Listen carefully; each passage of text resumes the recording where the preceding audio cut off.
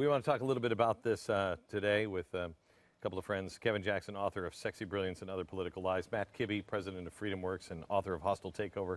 Stu Burguiere, executive producer of the radio program. Let's just, first of all, get everybody's thoughts. The only thing I can get out of this that's good is that this is going to unite us even more than we were united before. Yes or no? Anybody? Absolutely. Yes, Absolutely. It strips away the pretense that anybody in Washington, D.C. is on our side. And we know now we got to do it ourselves. We can't wait for a Supreme Court justice or a president to fix our problem for us. Anybody seen on TV today the people who are like, oh, no, you know what, Justice Roberts, I hate these people. Justice Roberts, you know, I think he had a plan. And what he's doing is he's going to go after the Commerce Clause. You hear that? Yeah, I don't even understand it. I mean, you're going after the Commerce Clause. It's like saying you're going to lose the Super Bowl intentionally to make a point to the ref so that you might win next year's Super Bowl. It's just insane. I mean, you have this sort of idea that, you know, he wanted to go after the Commerce Clause. Well, he could have gone after the Commerce Clause and struck down Obamacare. He could have had both of those things with one vote. And he decided instead, I don't know whether it was to make the Supreme Court seem more likable or... seem more likable. Did anybody see this coming with him? No, I was shocked. But I will say this. I heard that one of his friends said that he was interested in his legacy, and his legacy as a Supreme Court, on the Supreme Court. And I was thinking, who does that? That means that he's willing to sacrifice the people because he's more interested in what the court is going to think about him. That is outrageous. Well, I personally think this is a Dred Scott decision. I think this is going to go down, depending on who wins in the end. If we restore ourselves to our founding principles, this will go down as the moment and the decision of absolute shame, the low point of the American constitutional movement and the low point of the American Constitution, with an exception of possibly slavery and the internment camps. But this is it. If we win, it will be, remember that. If we lose, the country fundamentally changes forever. Well, I just don't see us losing because we've had so many breadcrumbs that have led up to this moment. And I think the biggest shock was, I liken it to, you go to lift the box and you think it's light and it's heavy. And all of a sudden we've got this decision done by Roberts, which is the big shocker, because we all felt like he was going to be the guy that would tip it the other direction. But Matt and I were talking earlier, and I think that ultimately we will win. I think that the fact that it is now, it has to be called a tax. That's something that Obama's going to have to play with for the rest of the election cycle. Let me read you something from Roberts' decision that tells us exactly what we have to do.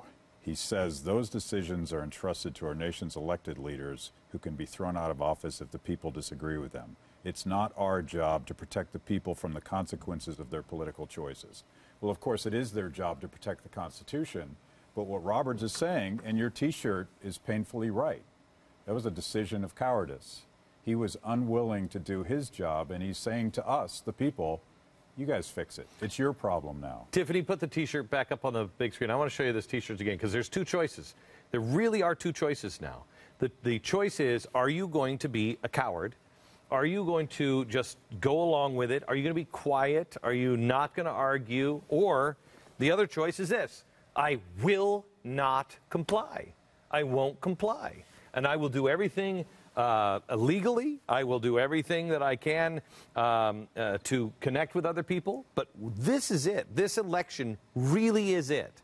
Can you imagine what happens to the Constitution, to the Congress, to jobs, to anybody in this country with this decision and a re-election of Barack Obama? Oh, it would be a complete disaster. I know our communique is at the teaparty.net, and I'm the national spokesperson for them. The first thing that we said was, we're going to batten down the hatches. I mean, we were energized to begin with. I mean, I think everybody will admit this movement has just, people think we've gone away because the rallies have gone away. Boy, you talk about just the email threads, the Twitter threads, all the things that happened the minute that announcement went out. It was like everybody just, I mean, we put on more muscle. And so I think so. I can't even imagine. All of our social networks exploded. Ours did too. It's 10-10. This is, hang on just a second. Let me just say this.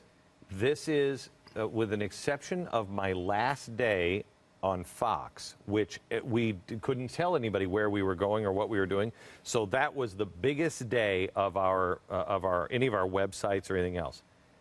This is that day for us, and we didn't have to promote anything or anything else. As soon as this decision happened, people rushed in, and I mean, we practically melted the servers down on people registering. That's good news. It is. Your optimism is very disturbing to me.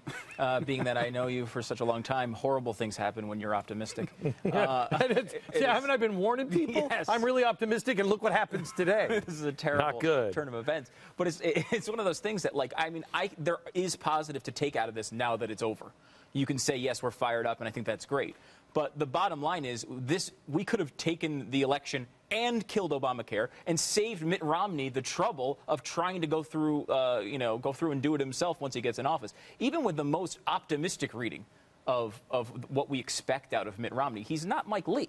And, for him to get rid of a giant entitlement program is going to be difficult. Remember, in his speech today, the second point of action that he had was to say we got to make sure that the pre-existing condition thing still stands. Yeah, no, his second point about Obamacare being overturned was the sign on his podium said repeal and replace.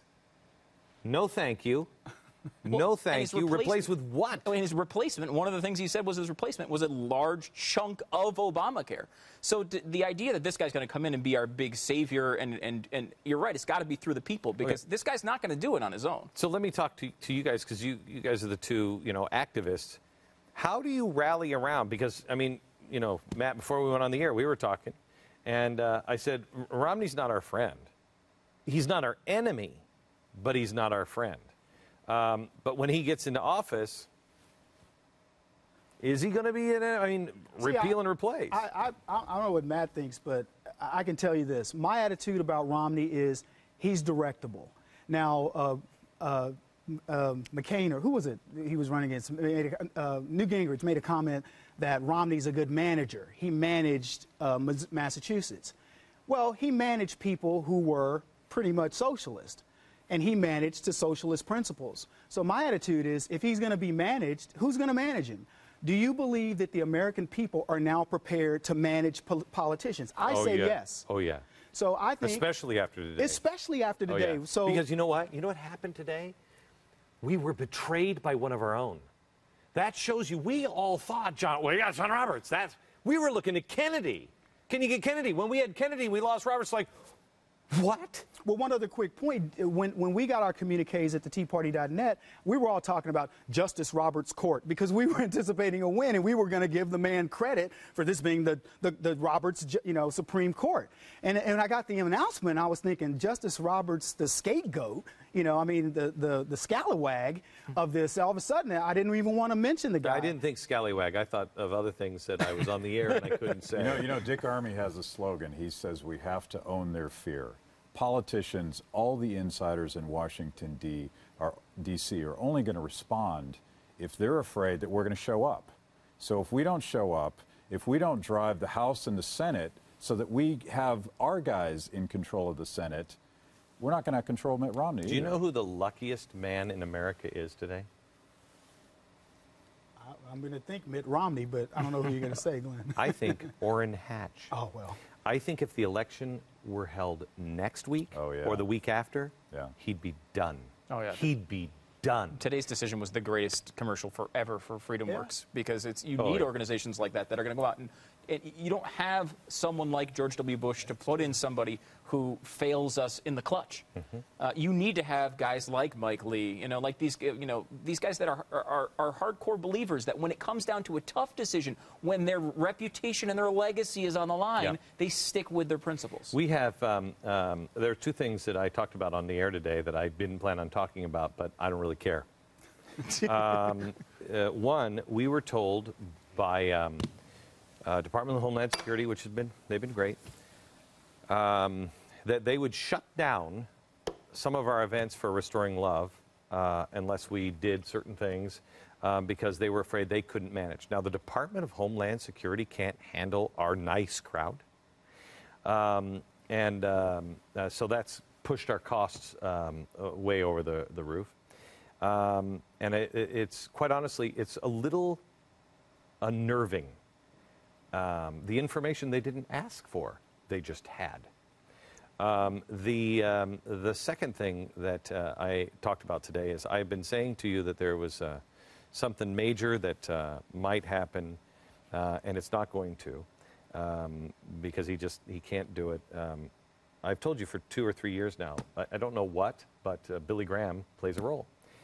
I found out 3 weeks ago from a friend of Billy Graham's and a friend of mine that Billy has felt that he had one last message that he needed to deliver at a stadium to the American people in the world.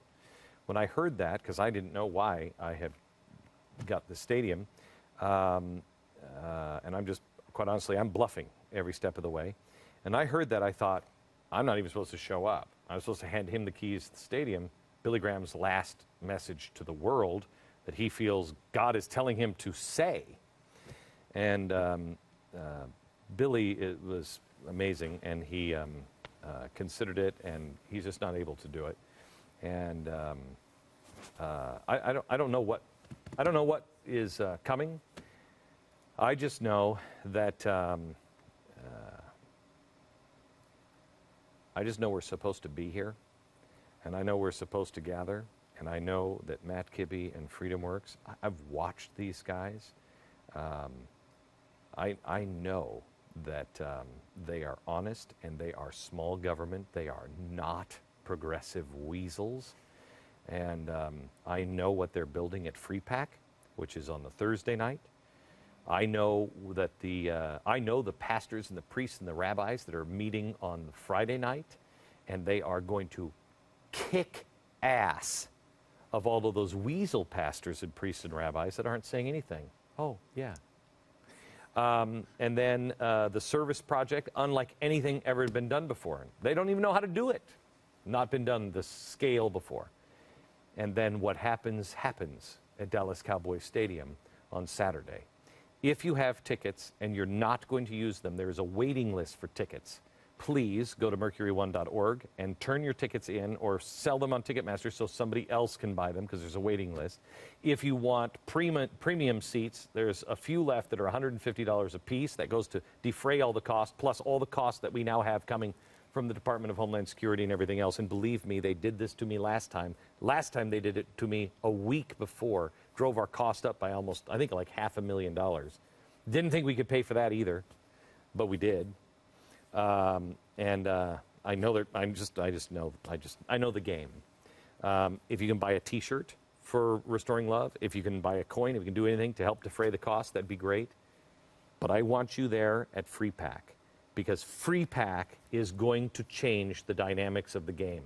We are no longer just sitting here as Tea Party members, making signs with our kids. That's not it. That's not it. That is what was. What is will change the course of America. And hear me loud and clear, progressives, in the Republican and the Democratic Party. You're done. Your time is up. Come on, America. Join us. Go to mercury1.org or freepack.com. Okay. Do you want to change America? Activate. We are in the fight of our lives. We are witnessing firsthand the fundamental transformation of America.